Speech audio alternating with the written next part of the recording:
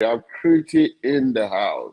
Kriti has been a long-time friend, from a client to a friend. She's just an amazing, amazing woman.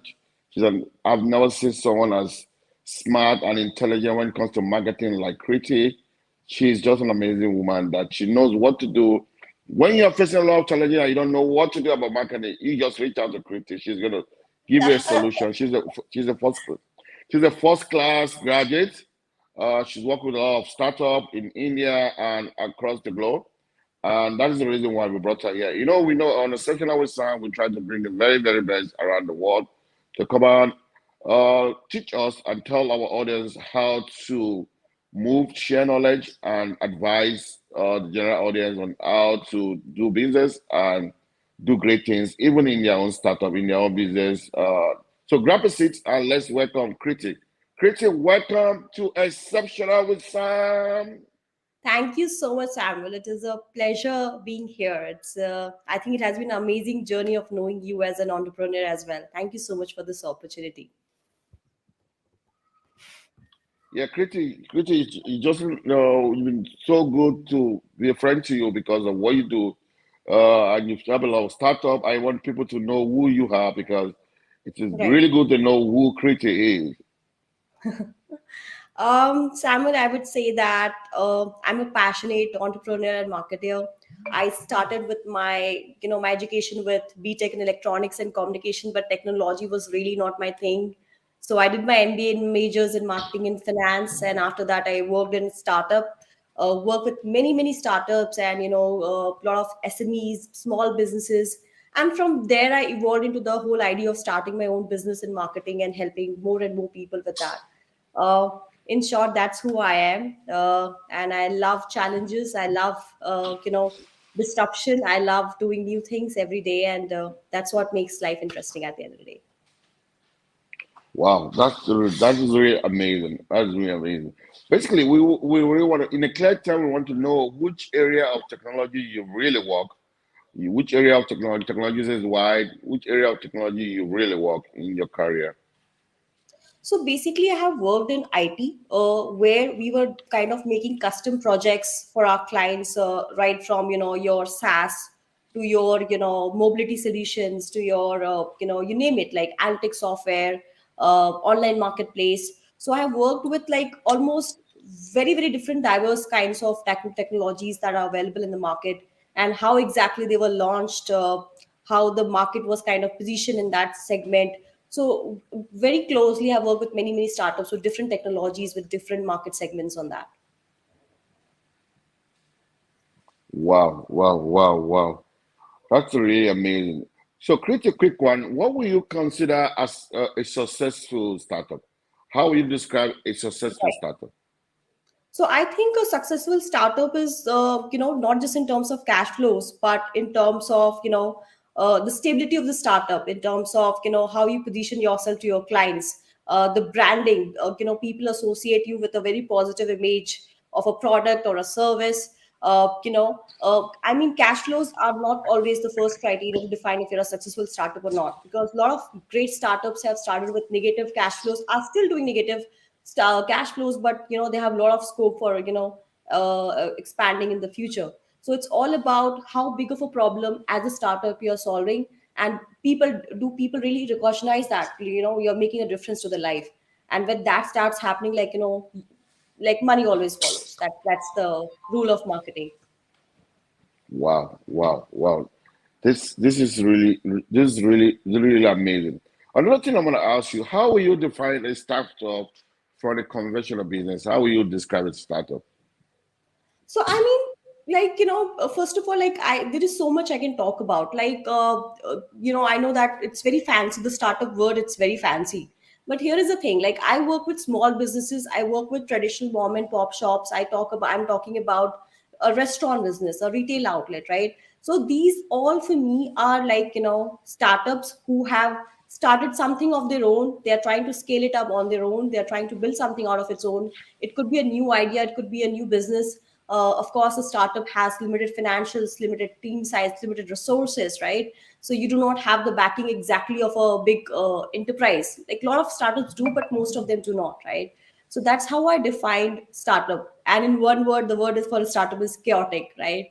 So any organization that is chaotic and is still trying to figure out its way into profitability and getting that brand awareness, I would call that a startup. Wow, that's amazing. That's amazing. When we are looking at revenue model, and I usually think you're just all about marketing and Right. making business and making profit for your company. Until the time I had to call you into one of our strategy section when we're trying to resolve our revenue model, and you gave a very fantastic advice. So I want to ask you, what do you mean by startup strategy, marketing strategy? What do you mean by strategy to you, and what does that Right. imply in what you do?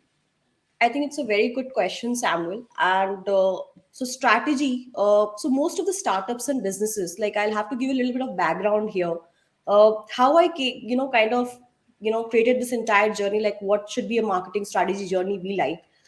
When I was working as product sales head in my previous job, I was working with a lot of startups closely. You were, of course, one of them, right? And I interacted with a lot of these amazing clients, customers with these amazing product ideas, with amazing technologies. But when they were launched in the market, they were not exactly able to create a significant impact in the market. So that kind of raised alarm in my mind, like, the product is good, the idea is good, it is solving a big problem. So what exactly is missing the entire journey in the entire process? And I started talking to lots and lots of clients, and are trying to understand like what and where are they exactly investing after the along with the product. So of course I came along you and I came along other clients, and I realized that uh, so a lot of times sometimes the idea becomes bigger than the business, right? So whenever any Okay. entrepreneur or a startup founder comes up with a business idea, right, it's very important to do the homework, right? Like, uh, fine, this is a good idea, some people will love the idea, but the people who will love the idea, how big is the target audience, right? You need to know what is the size of my target audience I'm looking at. If only 100 or 200 people are going to pay for it, doesn't add much value, right? Second thing what we need to look at is like how scalable is the idea. So suppose if from 200 people I go to servicing say 2 lakh people in like in a year, do I have the capability or the product scalable enough to adapt to that market? Third thing is like the big question: uh, how many people are willing to pay for my product or for my service? Right. So sometimes people say, "Wow, that's an amazing product. I would love to use it. Would you pay for it?" So that's the big question. So, so a lot of times, like startup entrepreneurs, they don't do this market research, right? That's where we add value. So number one is like doing and understanding your market audience, your target audience, right? Understanding like what is the size and the scale of the target audience, how many people will pay for it. So that's the number one problem solved. When you have like positive results and respect to that, then you try to understand in terms of market strategy, where do you want to launch your product, right? Not every target audience is for you, not every demographic is for you, not every price point is for you. Don't try to have it all, like be very clear about this is my positioning. And it's very very important to kind of in the long run also to define how you scale eventually, right? So these few very small things, which might for you it might think like okay, I have done this, right? But you'll be surprised like a lot of startups with a lot of technological background miss on these things. And that's where strategy comes into picture: doing the right market research, understanding your target audience, uh, defining your business segment, b2b, b2c, demographic, and all of that. So it's all kind of part of the strategy part, even before you start actually selling a product to your customers. That's the step zero always. Wow, that's amazing. I see that you do a marketing strategy as a business. So how does that apply? So that applies like first of all, whenever any say customer comes to me, like either they are enterprise clients who are trying to restructure their business, or they are startups and SMEs who are trying to kind of get themselves launched in the market, or they have already launched in the market, right? So first of all, we try to understand like what is the product, what problems it is solving, how big is that problem, what is the size of the market, what is the right audience for that market. Then we try to segment on very small things, whether it is a B2B or it's a B2C product, right? Whether it is a B2B or a B2C service. the marketing strategy for all four of these verticals would be very different, right? In B2C, you have to be like very, very, very, aggressive in terms of brand awareness, right? In B2B, you have to keep your cool, you have to work branding in a very subtle and a professional way. That's usually the way. But of course, there are disruptive, B2B products as well. That also works. But you have to be very clear, like, where is my target audience? For a B2B target audience, I have to probably focus more on LinkedIn, right? Instagram is also catching up in the B2B segment, but still LinkedIn is right now the go-to platform for that. How much do you want to invest in Google AdWords and all that? So basically, this is the kind of journey we take with each of our client. We understand we work with startups, so we understand they have a very limited budget to spend on marketing budget. So we don't go about crazy spends like digital ad here, digital ad there, right? We're very clear about it that we would rather save that money for something more meaningful, and we look for long term impact and not short term goals. So that's how we kind of help our clients better. Wow, wow. That's really, really, really amazing, amazing. Another thing I want to ask you is a lot of startups use technology. They use technology. What's the best strategy for a new startup that want to acquire technology? What will you advise? So first of all, like a groundwork is really important. Like, what is the scope of the technology in the future? What is the scope for the technology in the the current scenario? How scalable is the technology? I think scalability is the biggest question. How easily that technology can be evolved and adapted to different frames, different scenarios. Like, you cannot just have make a great product and that's it. You have to keep on upgrading it. Like, you have to keep on adding more and more features to it. So you should have a proper roadmap in front of you. Like, if I go with this technology, this is what I'm looking at in the future in the say next 5 years. At least you should have a roadmap of 5 years in mind, like where you want yourself to be along with your technology, in and how do you want to position yourself in front of your customers. So that's really important for choosing a technology. Yeah, are you a fan of outsourcing for a startup one? For a new startup, will you encourage outsourcing their technology or probably trying to set up a team to drive their technology? Which will you advise for a startup, or what strategy will you advise for the startup to adopt for technology acquisition? I think outsourcing any service, whether it is technology, whether it is marketing, whether it is even HR services, even accounting, finance, right? So a startup has to first of all focus on its core business operation, marketing, sales internally, right, and making the product right, whatever they are making, whether it is product, whether it is service. So that needs to be the core focus of the business. Whatever does not fall in the core expertise of the team, it is no issues at all. Kind of outsourcing to the right technology partner. But of course, you have to do your due diligence right. Like, make sure you understand, like, okay, what is the size of the team? Where are they located? What is the background? Like, how, what was their previous, client testimonials and experiences with them?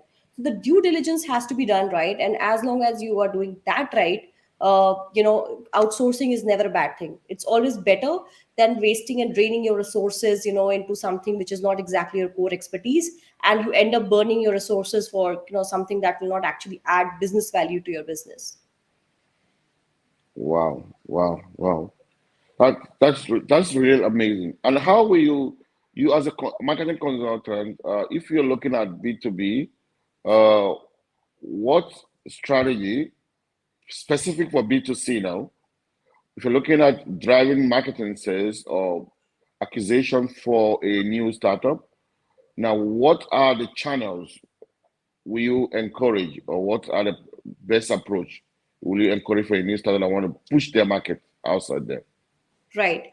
So whether it is B2C or B2B, first of all, you have to get your brand communication right. Like, what is your product, what it solves, how do you want to position yourself as a product, whether it's a fun or cool brand, is it a serious or diligent brand? The positioning has to be set right, and all the brand communication will go on that, on those lines, right? That's number one. Number two is, of course, for B2C, you would want to invest your money and resources into, suppose if it's a product, probably, e-commerce vendors listing your products there is not a bad idea. It's always a good idea. Easy sales, with little bit of marketing, little bit of promotional sales, you can easily, get the initial money coming through these channels, of course. For the brand awareness, Instagram, Snapchat, YouTube, Facebook.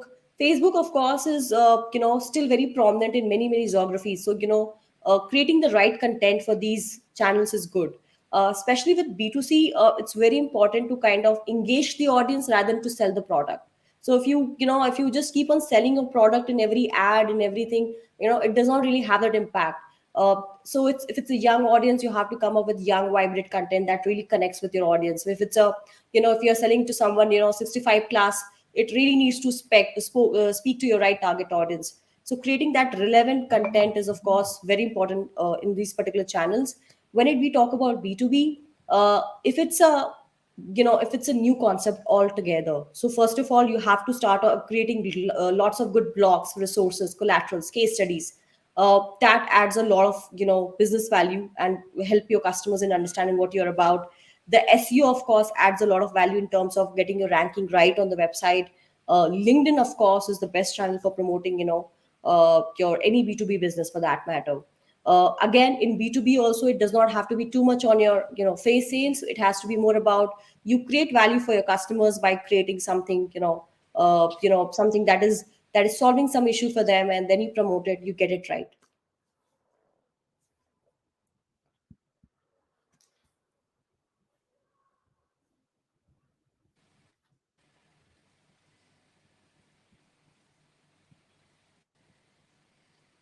So I think that I lost you somewhere there.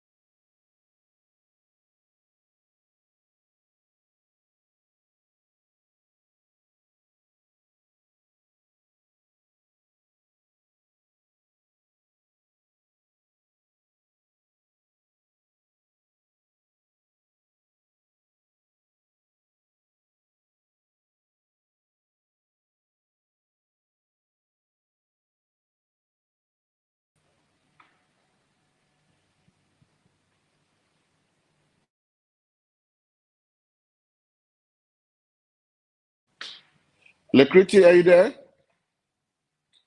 Yes, Sam, and I'm here. Okay, good one, good one, good one. Sorry, because we lost on it though. Okay, quick one. So for B2B and B2C, run it up. Sorry, I could lost you somewhere there. So, hello. Okay, I said you were explaining the approach for B2B and B2C. Are you done with Right. that? Yeah, I'm done with that. Yeah. Okay, okay, great one. But I something just amazed me. So if a startup want to engage the kind of service that you provide, uh, Mhm. how is that possible? Especially when they don't have a lot of budget. To be honest, Samuel, like initial phase of implementing such challenges might be difficult, but the harder way is always the right way. So you have to get your basics right, and when you kind of inbuilt certain values in the DNA of your organization, it's never a challenge, right? It is just about taking the harder route in the initial stage. It's not the easiest one, but in the long run, it definitely pays off. So, I mean, short success, short run, money, it does not make you an enterprise in the next 10 years. So, if you're looking at a long term goal, setting the basics, company culture, DNA, marketing strategy is really important. Wow. Wow. So do you think it's better for a new startup to outsource their marketing or to do in-house marketing? I would say that, like, see, for example, I'll tell you what marketing entails basically. Normally, what happens is like startups, they hire one person and they expect the person will be doing content marketing, campaigning, branding, blogging. That's not possible. Like, it's like hiring one doctor for your heart surgery, for your brain surgery, for your gynae, right?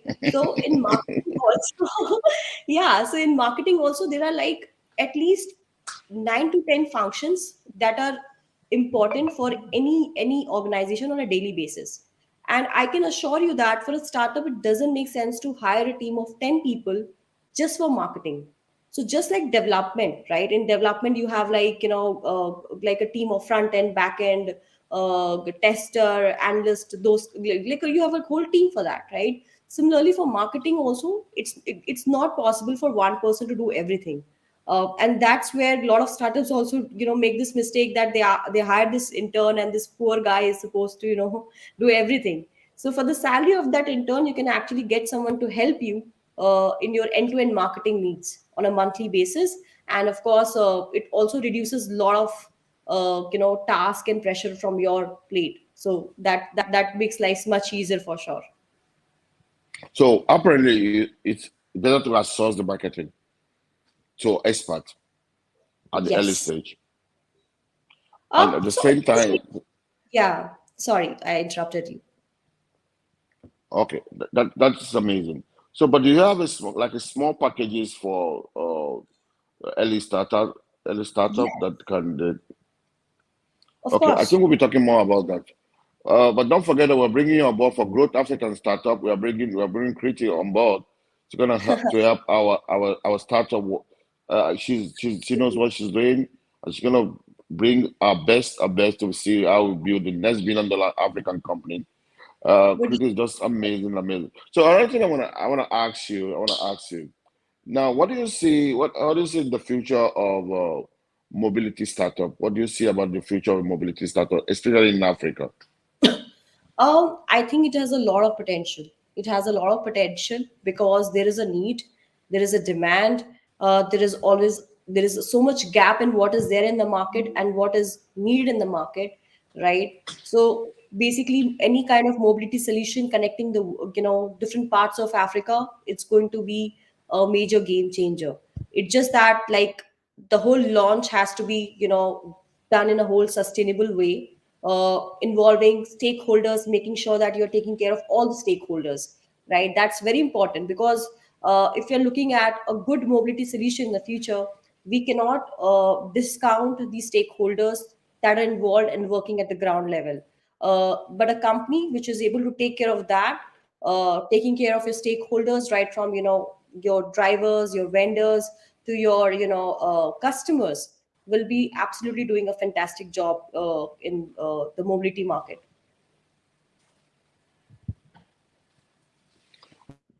Will you consider the government and Sorry, Samuel, I'm not able to hear your question, Samuel. regulation part of stakeholder?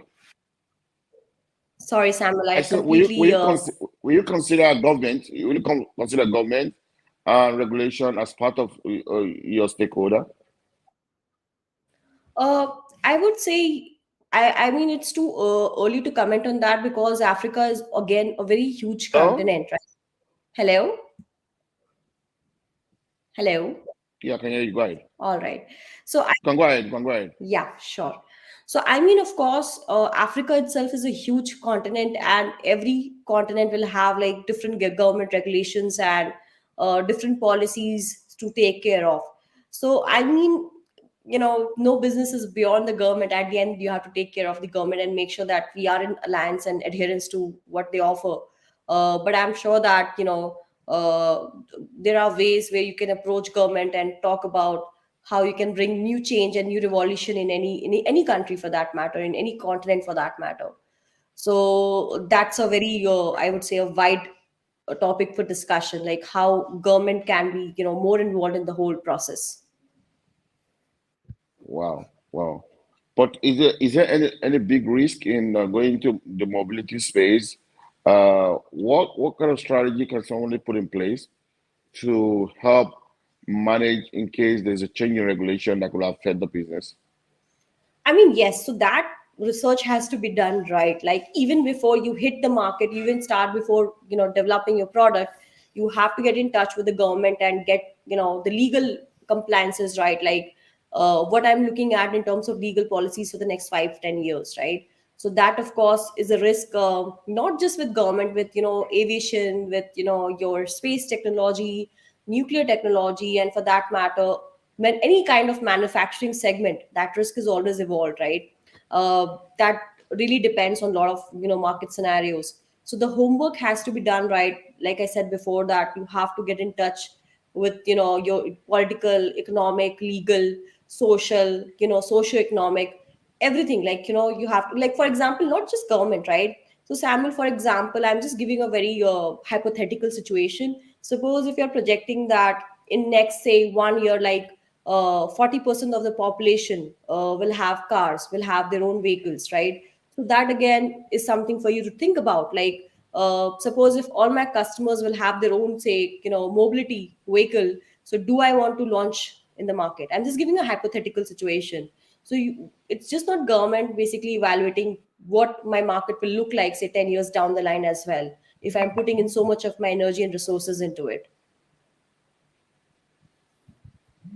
Wow, wow, wow. That's amazing. So because you see in the case whereby you weren't see these government policies changing, you weren't expecting it, and suddenly it suddenly happens. What would be the first strategy? So Maybe you you weren't mean like, expecting it. so I think for that you should, as a business, there is always a plan B, right? So government has come up with a new policy. So can I make my whole mobility solution into a B2B model, partnering with the corporate vendors and providing services to my employees? So I mean, any business for that matter should not have one revenue model, right? So whenever new policy comes, like the best businesses you will see, they will always have a plan B and a plan C. So if that happens, what is going to be my next move? If that does not happen, what is going to be my next move? So will I also create other solutions, partnering with other kinds of vendors, right? So that is something that is always a good idea, even if you don't have it right now. Having a team that constantly works on the plan B and plan C is never a bad idea. In Wow, fact, wow, kind of creating the market simultaneously is never a bad idea for sure. wow. That's apparently that if one want to go into the business, you have to see how various revenue opportunity and how do your plan B properly, just in case things change, and how can you adapt it into the new market. I think I Right. see that kind of things playing out in Africa and in Nigeria, where people are adapting their mobility into different market segments, B2B and all of that, because of Yeah. the changing government policy. This is really, really amazing. It's always good to think ahead of all of these and plan. Okay, okay, that's great. I remember very well that when you want to acquire customer acquisition at the first early stage of your startup, you want to, especially when it's B2C, and you are having problem. I know me and you have discussed this so many years ago. I Yeah. want to see how we can share that with the audience, Right. whereby you're trying to get on board in the new customers, especially in B2C, and it's a bit difficult. What are the best strategy and approach that you think we can apply? So I mean, B2C. anywhere across the globe is a very fickle target audience, right? So whoever gives the better pricing is the winner at the end of the day, right? But as a startup, you cannot always compete on pricing. That's there for sure. I mean, maybe a bigger competitor can give more discount that you don't have that kind of money to burn, in acquisition of customers. So what really comes into play is the quality of your service, the quality of people you're partnering with to, kind of provide service to your customers. Uh, Giving a memorable experience to your customers in their association with the brand, right? Uh, what more can be added in your product or service that adds value to their life every day, right? And it is usually not easy, right? I mean, the easiest way is to compete in terms of pricing. The better way is to kind of capture the market in terms of vendor. For example, in terms of mobility solution, if you have more drivers available in more regions, by default you'll become the market leader, respective of what you are providing as a discount there. So it's basically, you always, instead of burning cash, it makes sense to kind of add value to your customers, think ahead of your competitors, finding out pain points of your customers where no one else is addressing to yet, and try to come up with solutions for that. That always helps you keep ahead of your customers and better customer acquisition. And more than customer acquisition, Samuel, I think where most of us get lost is the customer retention part. uh, you don't have to always run behind getting more and more and more new customers, right? Make sure if you onboard your first 1000 customers, you are servicing them right.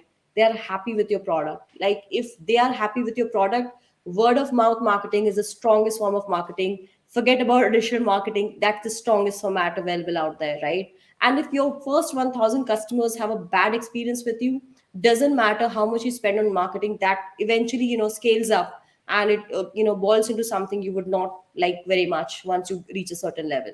So it makes sense that you kind of get things right from the basic. Whatever problems, bottlenecks are there in the first 1000 customer acquisition process, you solve it along the way, and your growth will be organic and exponential at the same time. Wow, wow, wow, wow. That is really, really, really. This is really, really amazing. I want to also ask very key thing. At what point a startup have to change its business model?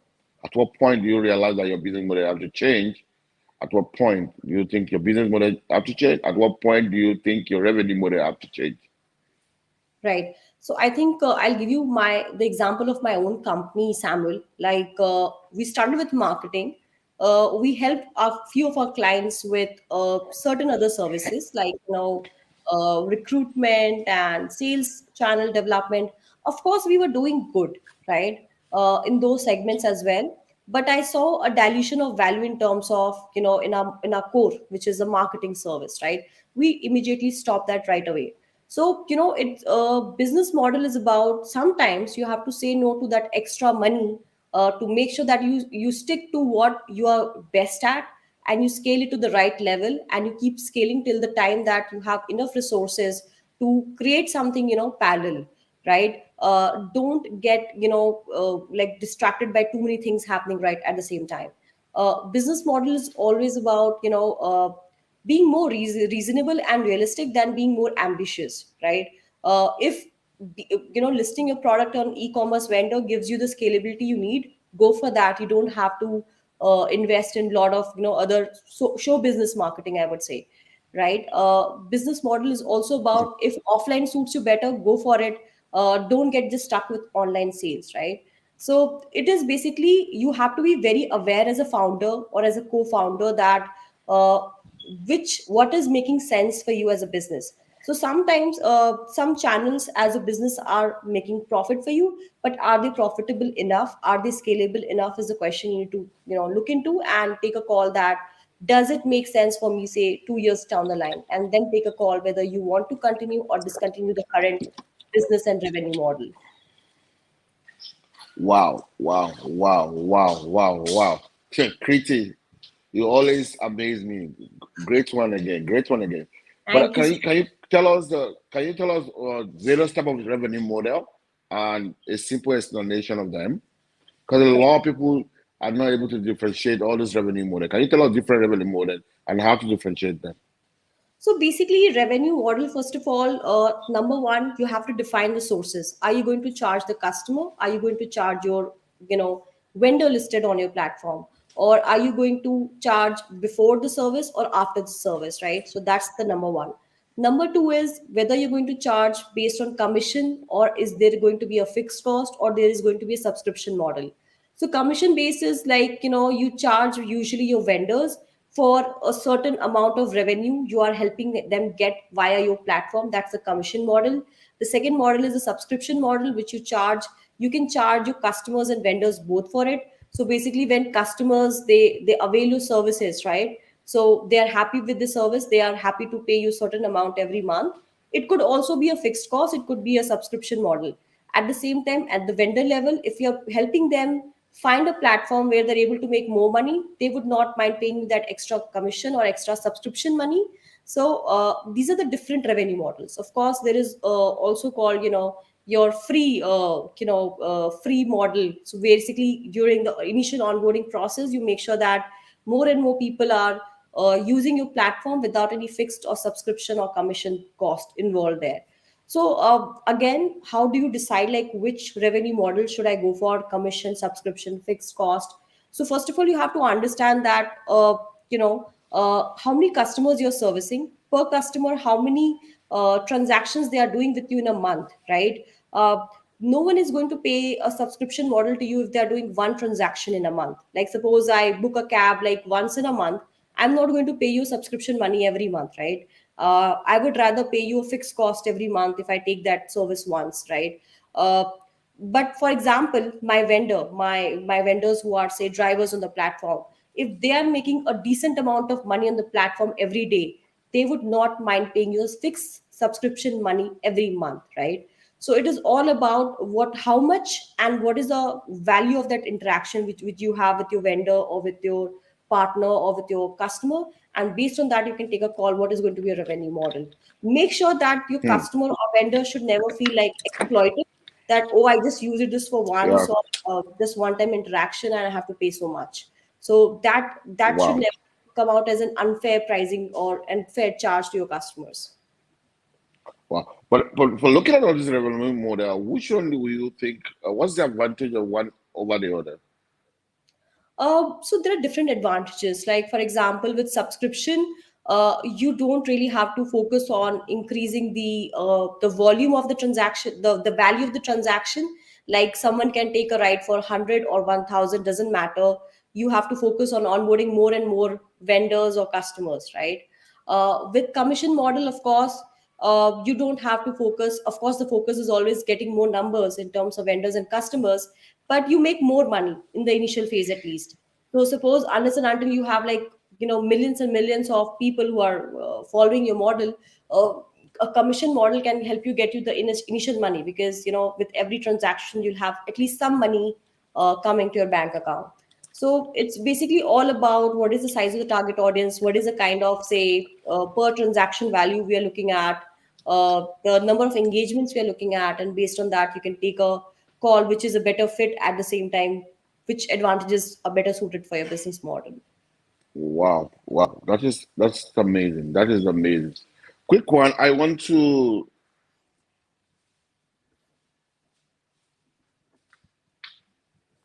okay. Since there's a lot of people are asking questions. Audience, don't worry, we're gonna open the floor. Oh, we have I'm gonna questions ask. coming. We're gonna be Mhm. asking questions. We're almost done. We're almost done. So we're gonna be asking. Somebody want to know the topic. Basically, what we're talking about is it's about marketing for startup, marketing acquisition for startup. That's what we're talking about. So we brought a marketing expert, Kriti from India, and she has worked globally on acquisition and helping startup to build their customer base and all of that. So she's a strategist, and she has everything that has to do with acquisition, branding, and promotion and all of that. That's why I brought her here. So basically, we're focusing on how different model of revenue model, different. So we're going to be talking all about marketing and all of that. So let's keep talking. So we'll answer more questions as we go. So another thing I want to find out is now the business model, does it directly affect the revenue model? So, sorry, you want to understand how is business model different than the revenue model, right? How does it affect the revenue model? Sorry, I did not get it quite right. Sorry. Okay, okay, let's first of all, what is the difference between business model and revenue model? Okay. So basically, business model is, revenue model is a part of business model, right? Yeah, Revenue yeah. model is a very small part of your business model, that how you're going to make your money. Business model includes everything, like right from who is your target audience, where do you want to reach them, how do you want to sell to them, how do you want to service them, like once you have sold them the product or the service or whatever, Mm. right? So even after that, what is your interaction with them like? So everything, like from customer acquisition, product development, to customer retention, and to customer servicing, all of that comes as a part of business model. So you need to have a very clear picture, a roadmap. This is how I am going to take my product, say next 5 years down the line. This is how I'm going to acquire my customers. This is what I want to tell my customers. I'm going to sell offline, online. I want to sell offline and online, both retail or your modern trade. So all Okay. that is a part of business model along with the revenue model for sure. So basically, it means that we have to look at the revenue model, then build it up to the business model. Am I right? No, actually, it has to be a top-down approach, because you need to Okay. know first, your channels, your customers. Where do you Okay. want to actually? Your business model also includes where do you want to start with, like which demographic, which region, which country, which city you want to start with. So you want to start from there, and then when you come down and you're very clear that this is my target audience, this is how much they can pay, this is where I'm selling, right? See, for Okay. example, if you're selling it in the retail outlet, by default you'll have to keep some margin for your retail vendor, right? So Yeah. you cannot come to that conclusion of pricing before you actually have defined your channel at the first level. Wow, that's amazing. That's amazing. So it's top down.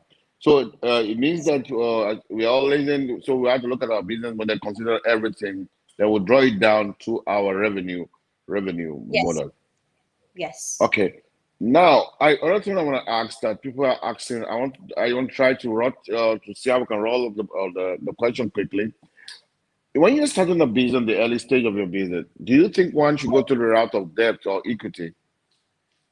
Right, good question. So, I think this was a question. Like, see, when I also started my business, I had a good sense and command of marketing, what I'm going to do. But again, the finances, the accounting, and all that. So that was a big question, right? Uh, so equity and depth will depend on the fact that, suppose if you go for the equity model, first of all, you should not go for the equity model right in the early stage of your business. That's a very bad idea. I'll tell you why. Because I came across a few investors in the initial stage, and I told them that I want to do this for my customers, and they wanted me to change how I work, right, or how I function. So in the early stage of your business, right, you have very less bargaining power as a founder, right? Because you are like, you have to explain to them what you want to do, and the investors are usually looking for quick ROI, which is not a bad thing, of course, right? Uh, so the question is that how much you're willing to trade off the core functionalities of your business, the core value proposition of your business, right? Now, when I'm approached by investors, I have a bigger. Now I work with 80 projects, 85 projects. Some big brands. Some we have made some very big brands from very small basic startups. So now I have a better bargaining power, and I can say that this is the value proposition for my company, and I will not compromise on that. So that's one thing. But for example, in the initial phase, scalability is very important. If it's a product, you have to invest in manufacturing. If you want to invest in R&D, so you need funds for that.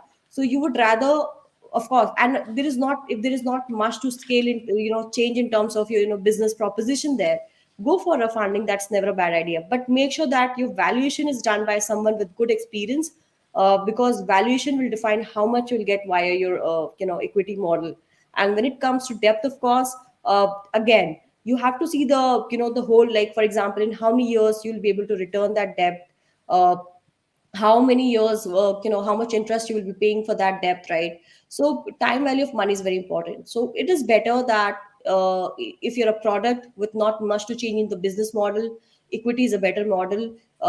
Debt is a better model if you know exactly you're already a profitable business, you have a certain income coming your way, so then you can probably go for the debt model. Either ways, make sure that this is a call as a founder you have to take, that how much you want to compromise on the core value of your business. Make sure that you partner with the investors or banks who understand your business, understand your passion and your drive for business. That's really important. Wow, that's amazing. That's amazing. So, Kriti, you've really done well. Is there anything you want to share with the new startup before we go open the floor for questioning? Is there anything you want to Uh, share? Any feedback? Anything you want to talk about? Please go so ahead. I think I'll just say this, that to all the startup founders out there, it's a cliche, but just know this, that running a business or a startup is like running a marathon. So a lot of founders, they start like with so much enthusiasm and like bang bang bang, and then they're like, oh, it's too difficult, let's quit it, right? But patience and making sure that you're consistent, you're working through your way through the different obstacles of the way, that's important. Speed is not important, right? It's more important to be consistent and keep working towards it. Remember, it's a marathon. So kind of work towards getting your end goal towards the end of that marathon, and not exactly a short 100 meters race. This is my, I would say, my advice or suggestion to the founders. Well, that's amazing. That's amazing. Thank you so much for that great contribution. So, if you have questions, let's check out. If there's a question, let's go. Sure. Thank you, everyone. To people from India, from all over the world, from Nigeria. Thank you so much, guys. Thank you so much, guys. So we are asking. So if you have any question, please ask question so that we can allow Kriti to go. She's just an amazing strategy marketer. She's fantastic. She know everything. There's nothing you want to ask her. She doesn't have an answer for you. She's just she just Hopefully loves the startup. Just loves startup so much. So we're waiting. Okay. So somebody was saying, how do you get to know, how did you build yourself to know so much about this marketing? Did you go, is that what you studied in school, or there was some kind of no. step you? MBA is just a degree. Like, to be honest, I had a for digital marketing, but not much of that comes in handy. Like, so, anyone who thinks that, like, I want to give my example of my maternal uncle, my mama. In India, we call him mama. So he has no such business degree or MBA or whatever, and he's such a successful businessman. And seeing him, I realized that it's about building relationships, solving problems, working more at the human and the realistic level of things than having a fancy degree. I did my MBA from Antwerp Management School. Of course, I cannot deny the fact that I did learn and groom a lot, but MBA cannot actually, or for that matter, any degree cannot give you an understanding of how the real world works. Like, the real world is way more like it works without rules, and you have to solve equations. So you really have to get your hands dirty to kind of understand how actually business or marketing works. Wow, that's amazing. That's amazing. So outside of school, so what kind of or where can they practice? So is it going to be conscious of what to practice by themselves, or there are some kind of things, or they need to work with a company that is already doing that to build that I kind would of skills?